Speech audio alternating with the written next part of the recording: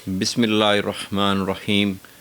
मेरे प्यारे दोस्त अहबाब अज़ीज़, अस्सलामु अलैकुम वरहमतुल्लाहि वबरकातुहू। मेरी दुआ है कि मेरा शहंशाह करीम और रहमान अल्लाह हम सब पर अपना रहम, हम सब पर अपना करम, फजल और अपनी मेहरबानियाँ फरमाए। तो मेरे प्यारे खूबसूरत नाज़रीन मुक़द्दम, अल्हम्दुलिल्लाह रब्बिल आलमीन, उस रब्बे ज़ुल जलाल वल इकराम का बेहद मशकूर हैं कि जिन्होंने हमें हिम्मत और हौसला और ताकत अता फरमाई ताकि फिर आज मैं आप लोगों से एक छोटे से टॉपिक के ऊपर गुफ्तगू कर सकूं। और जो ज़िक्र हम करते हैं, इस ज़िक्र के बदले में वो बादशाह अल्लाह हम सब पर अपना रहम और करम फरमाए। बेशक वो रहम करने वाला है, वो बख्श देने वाला है और वो बड़ा ही रहीम और करीम है। नाज़रीन मुक़द्दम,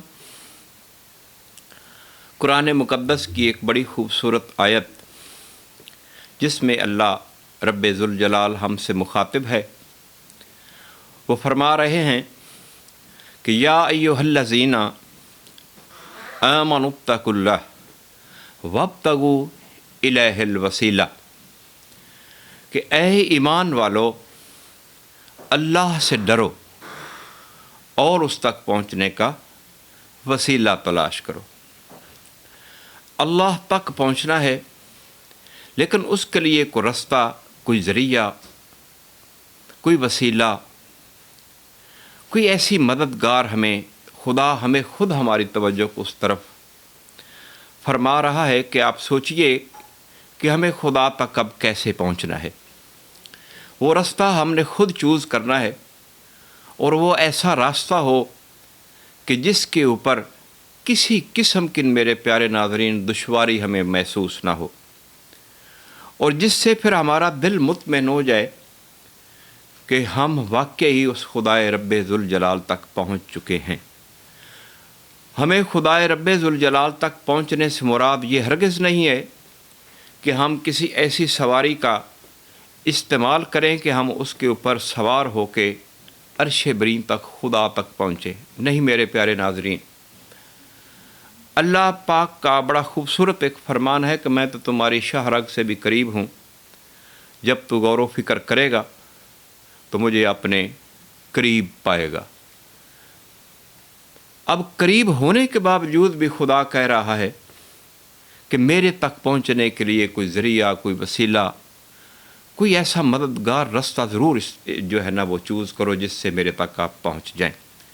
अब देखिए, कुरान मुक़द्दस के अंदर खुदा खुद फरमा रहा है हमसे कि अल्लाह से डरो।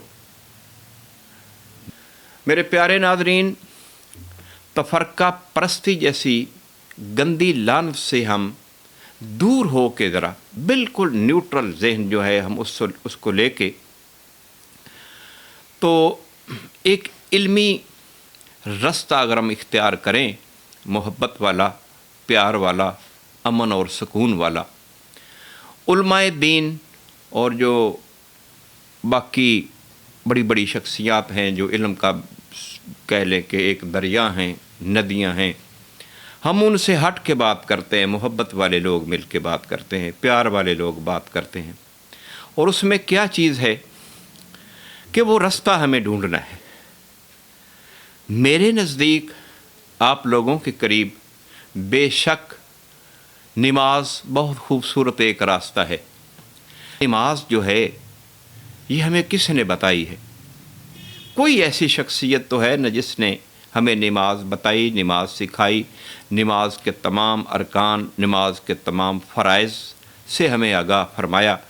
तो क्यों ना अब कुछ लोग ऐसे भी हैं जो कहते हैं कि डायरेक्ट खुदा की तरफ चले जाएं।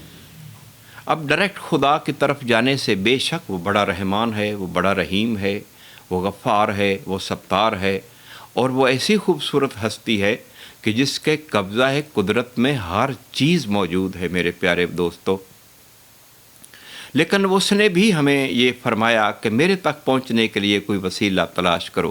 اب دیکھیں جس دنیا میں ابھی ہم سانس لے پا رہے ہیں، جس میں ہم زندہ ہیں، ایک دوسرے سے بات چیت اور زندگی کے سارے امور بجا لاتے ہیں، زندگی کے تمام معاملات جو ہیں ہم ان کو احسن طریقے سے انجام دیتے ہیں، تو خوبصورت ناظرین، اب کوئی بڑا افسر 7ویں گریڈ کا ہو، 8ویں کا ہو، 10ویں کا ہو، 22ویں کا ہو، کوئی بھی ہو جو ایک ڈیزگنیشن رکھتا ہے اس دنیا میں، اس تک ہمیں پہنچنے کے لیے کسی نہ کسی کا سہارا تو لینا پڑتا ہے۔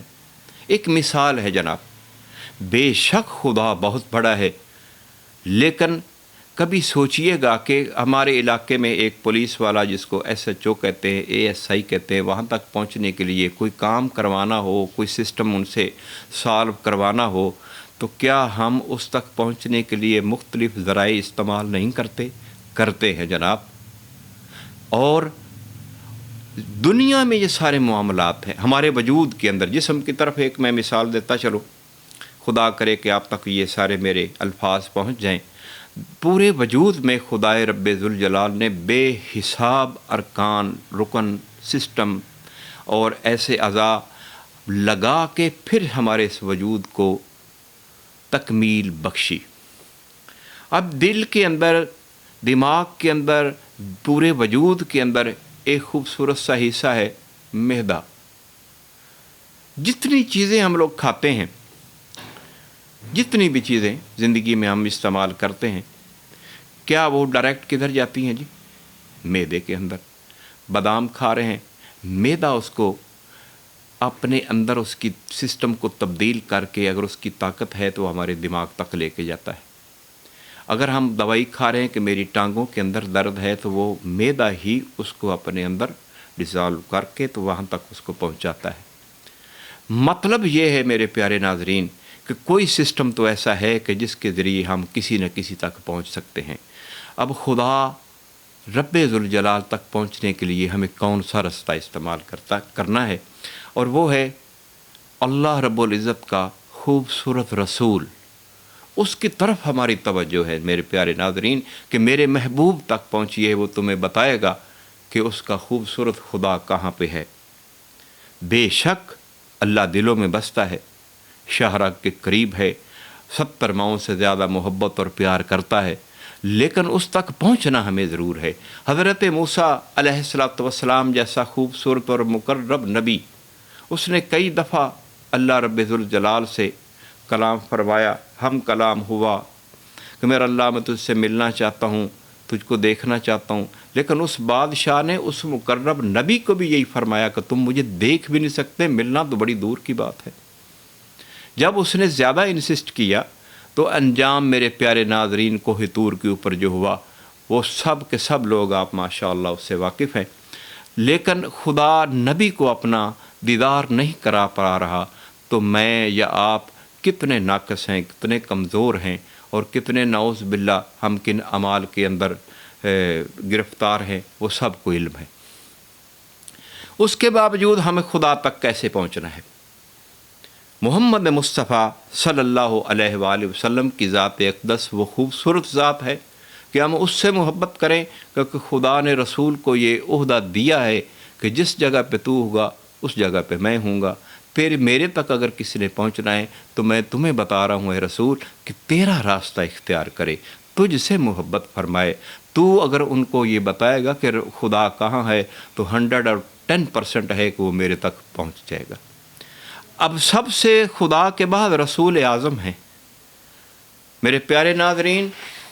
رسول اللہ صلی اللہ تعالیٰ علیہ وآلہ وسلم تک پہنچنے کے لیے بھی تو پھر ہمیں کوئی رستہ چاہیے ہوگا، کوئی ایسا ذریعہ و وسیلہ چاہیے ہوگا، اور وہ وسیلہ اور ذریعہ کیا ہے؟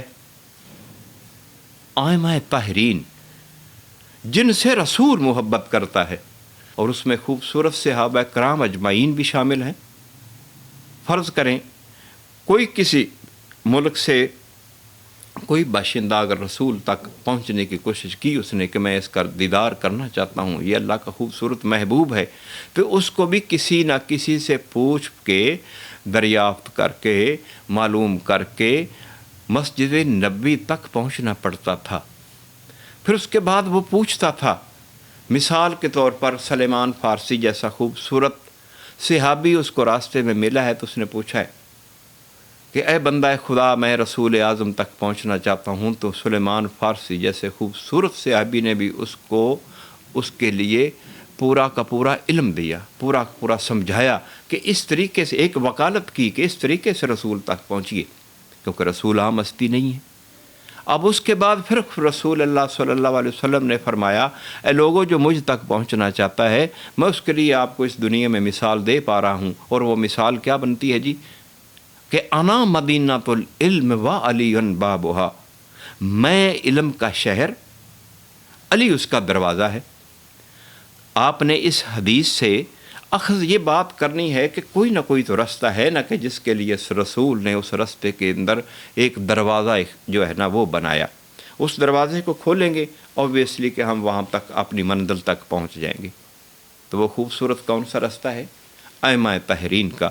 میرے پیارے ناظرین، آج اس وقت پر آشوب دور میں جگہ جگہ پہ ہمارے رائٹ لیفٹ ہمارے سراؤنڈنگ میں وہ مصیبتیں اور وہ پریشانیاں ہیں کہ ہر بندہ نعوذ باللہ من ذالک اپنے متعصبانہ سوچ کے ذریعے اپنے عقائد کو بچانا چاہتا ہے۔ ایسا نہیں ہے میرے پیارے ناظرین، ہم اس چیزوں سے ہٹ جائیں۔ آج وقت ہے میرے اس دیس میں، میرے اس خوبصورت ملک پاکستان کے اندر، کہ ہم آپس میں یکجہتی اختیار کریں، قرآن کا سہارا لیں، رسول اللہ صلی اللہ علیہ وسلم کے خوبصورت فرامین کا سہارا لیں۔ علی علیہ الصلوۃ والسلام کی ایک بہت بڑی خوبصورت کتاب ہے ناظرین، جس کا نام ہے نہج البلاغہ۔ کبھی آپ ان خطبات کی طرف اپنا رخ تو کریں، لیکن نہیں، ہماری سوچ میں کیا ہے؟ ہم صرف اور صرف متعصبانہ اور نعوذ باللہ تفرقہ پرستی کے اندر ایک ایسی دلدل میں پھنس چکے ہیں کہ ہمارا نکلنا بڑا مشکل ہو پا رہا ہے۔ چھوڑ دیجئے، آج وقت ہے، اور اس طرف چلے جائیے کو اللہ کے جو رستہ ہے، اللہ جس کی طرف ہماری توجہ کو مبذول کروا رہا ہے۔ آئیے ہم سب مل کر آج پھر عہد کرتے ہیں کہ ہم ان رستوں کا سہارا لیں گے، ان خوبصورت شخصیات کا سہارا لیں گے، ان خوبصورت ہستیوں کا سہارا لیں گے میرے پیارے ناظرین، جو ریئلی ہمیں اس خدا تک پہنچائے، جس کے رستے میں کوئی کانٹے نہ ہوں، کوئی پتھر نہ ہو، کوئی ایسی دشوار گزار رستہ ہمیں یہ کٹھن نہ محسوس ہو کہ جس سے ہمیں خدا تک پہنچنے میں تکلیف ہو، ہمیں آر محسوس ہو، یا ہم مشکل میں پڑ جائیں۔ بے شک نبی علیہ الصلوۃ والسلام اور خود اور آپ کا خوبصورت اور پاک گھرانہ اور وہ خوبصورت صحابہ کرام اجمعین ہمارے لیے بہترین وسیلہ و ذریعہ ہیں جو ہمیں خدا تک لے جائیں گے۔ آپ لوگوں کا بہت شکریہ۔